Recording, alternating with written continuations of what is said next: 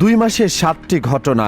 একটি রাজ্য, একজন মুখ্যমন্ত্রী যিনি ক্ষমতায় আসার আগে বলেছিলেন সকালে জমা নেব, বিকেলে খরচ করে দেব। আজ সেই মুখ্যমন্ত্রী নিজের রাজ্যে একটি শিশুকন্যার লাশ উদ্ধার হয়েছে, আর সেই মুখ্যমন্ত্রীকে দেখতে গিয়ে জনতা চিৎকার করে বলেছে কাপুরুষ। কিন্তু প্রশ্ন হলো, এই ক্ষোভ কি শুধু একটি ঘটনার, নাকি এই ক্ষোভের শিখর অনেক গভীরে? আর সবচেয়ে ভয়ঙ্কর প্রশ্নটা হলো, এই ক্ষোভ শুধু শাসক দলের বিরুদ্ধে নাই, এই ক্ষোভ এখন পুরো ব্যবস্থার বিরুদ্ধে। কেন, সেটা বুঝতে হলে পুরো ছবিটা দেখতে হবে। এখানেই পশ্চিমবঙ্গের রাজনীতিতে একটা বড় অভূতপূর্ব ঘটনা ঘটে গেছে। বিক্ষুব্ধ জনতা একই সাথে দুটি দিকে আক্রমণ শুরু করেছে, শাসক দলের দিকে এবং সেই বিরোধী দলের দিকেও, যারা ক্ষমতায় এসে একই আচরণ করছে।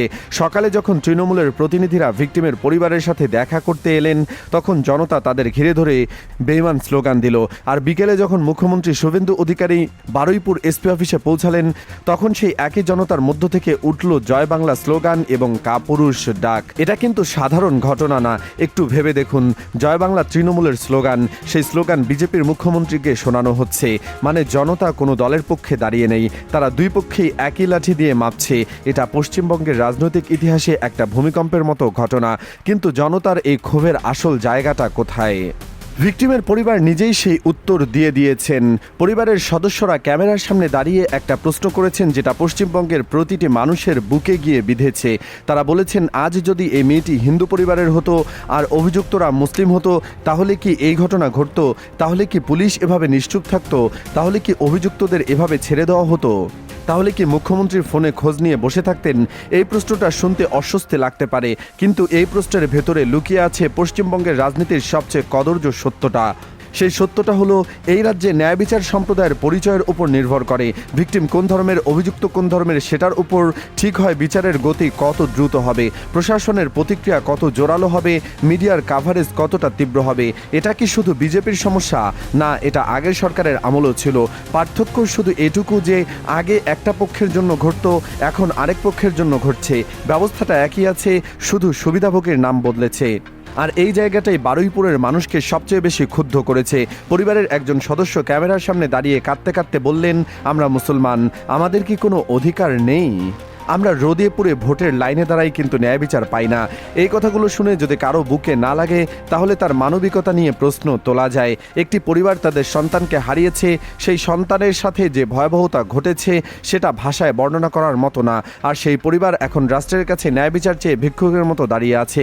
কিন্তু ক্ষোভটা শুধু এখানেই থামেনি। মুখ্যমন্ত্রী শুভেন্দু অধিকারীর আচরণ নিয়ে জনতার ক্ষোভ একটা নতুন মাত্রায় পৌঁছেছে। স্মরণ করিয়ে দিতে হবে, এই শুভেন্দু অধিকারী যখন বিরোধী দলনেতা ছিলেন, তখন প্রতিটি ঘটনায় ছুটে যেতেন ভিকটিমের বাড়িতে। আরজিকর হোক, মোতাবাড়ি হোক, ধুলিয়ান হোক, শ্যামগঞ্জ হোক, প্রতিটি জায়গায় তিনি ক্যামেরার সামনে দাঁড়িয়ে আগুন ঝরা বক্তৃতা দিয়েছেন। সকালে জমা নেব, বিকেলে খরচ করে দেব, এই ডায়লগ তখন ভাইরাল হয়েছিল, মানুষ বিশ্বাস করেছিল, ভোট দিয়েছিল।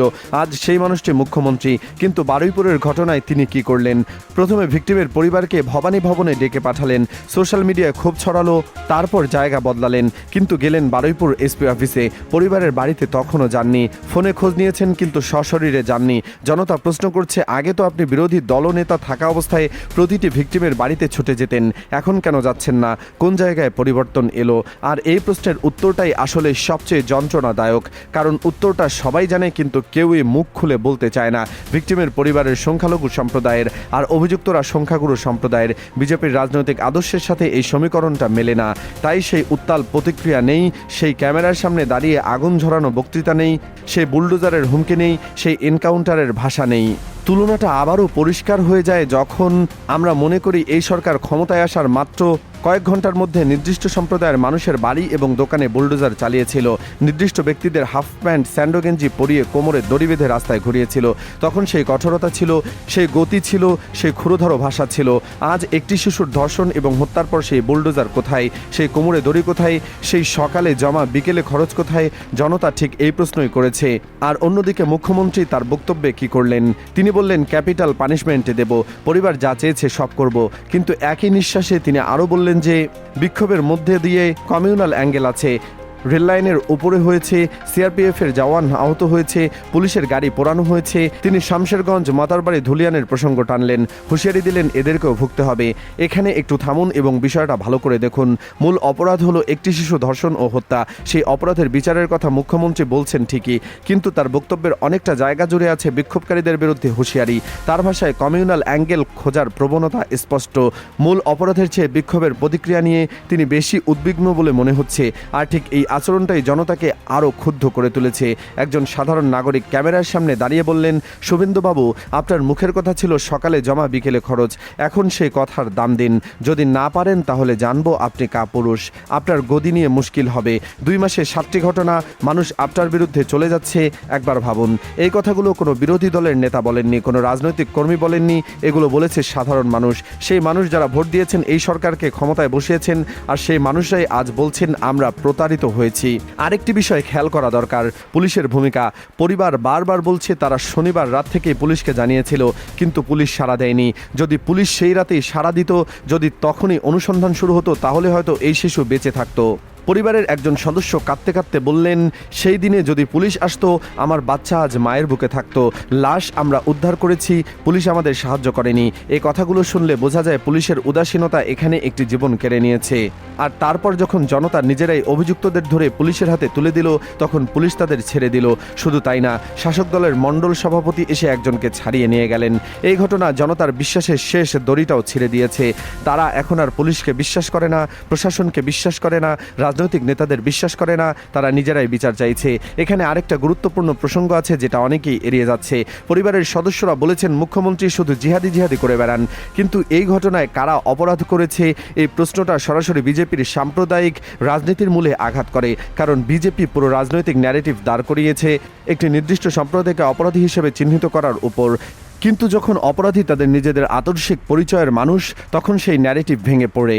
তখন সেই এনকাউন্টারের ভাষা চুপ হয়ে যায়, সে বুলডোজার থেমে যায়, সেই কোমরে দড়ি বাঁধার হুমকি হাওয়ায় মিলিয়ে যায়। জনতা এটা বুঝে গেছে।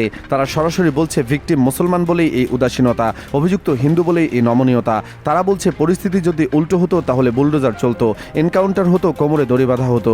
এই অভিযোগে যে সম্পূর্ণ ভিত্তিহীন এটা বলার সুযোগ নেই, কারণ ক্ষমতায় আসার পর থেকে এই সরকারের কর্মকাণ্ড দেখলে এই প্যাটার্ন স্পষ্ট। আর ঠিক এই সময় আরেকটা ঘটনা সামনে এসেছে। নরেন্দ্রপুর থেকে একটি নাবালক এবং তার বাবাকে অপহরণের অভিযোগ উঠেছে। মুক্তিপণ দাবি করা হয়েছে। মূলধারার মিডিয়া এই খবর দিতে গিয়ে বিজেপির কার্যালয়ের কথাটা সযত্নে বাদ দিচ্ছে। ফেসবুকে লিখেছে এরকম, টেলিভিশনে বলছে আরেক রকম। ক্ষমতার কাছে মিডিয়ার এই আত্মসমর্পণ জনতার ক্ষোভকে বাড়িয়ে দিয়েছে। সিন্ডিকেট রাজ শেষ করার প্রতিশ্রুতি দিয়ে ক্ষমতার আসা দল নিজেই সিন্ডিকেট চালাচ্ছে। টোলবাজি বন্ধের কথা বলে ভোট নিয়ে নিজেরাই টোলবাজি করছে। এনকাউন্টারের হুমকি দিয়ে ভোট নিয়ে নিজেদের লোকদের বাঁচাচ্ছে। এটা শুধু অভিযোগ না, এটা প্রতিদিনের বাস্তবতা। ভিকটিমের মা ক্যামেরার সামনে দাঁড়িয়ে বললেন, কালকে আমার বাচ্চার পরে আরেকটা বাচ্চা হবে, এই গ্যারান্টি কে দেবে? এটা একজন মায়ের আর্তনাদ। কিন্তু এটা শুধু একজন মায়ের আর্তনাদ না, এটা পশ্চিমবঙ্গের প্রতিটি মায়ের ভয়, প্রতিটি পরিবারের আতঙ্ক। কারণ 2 মাসে 7টি ঘটনা ঘটে গেছে, আর প্রতিটি ঘটনায় একই চিত্র। পুলিশের গাফেলতি, রাজনৈতিক হস্তক্ষেপ, বিচারের গতি স্লথ, আর জনতার ক্ষোভ। আপনার কি মনে হয়, প্রতিশ্রুতি দিয়ে ক্ষমতায় আসা এই সরকারকে আদৌ সেই প্রতিশ্রুতি রাখবে, নাকি পশ্চিমবঙ্গের মানুষ আবারও প্রতারিত হবে অন্য কোনো রঙের পতাকার হাতে? এই প্রশ্নের উত্তর সময় দেবে। কিন্তু সেই সময় পর্যন্ত যে শিশুগুলো অরক্ষিত রয়ে যাচ্ছে, তাদের জন্য কে দায়ী? আপনার মতামত জানান কমেন্টে। আর এই ধরনের গভীর বিশ্লেষণ নিয়মিত পেতে চ্যানেলটি সাবস্ক্রাইব করুন, বেল আইকন টিপুন। দেখা হচ্ছে পরবর্তী ভিডিওতে।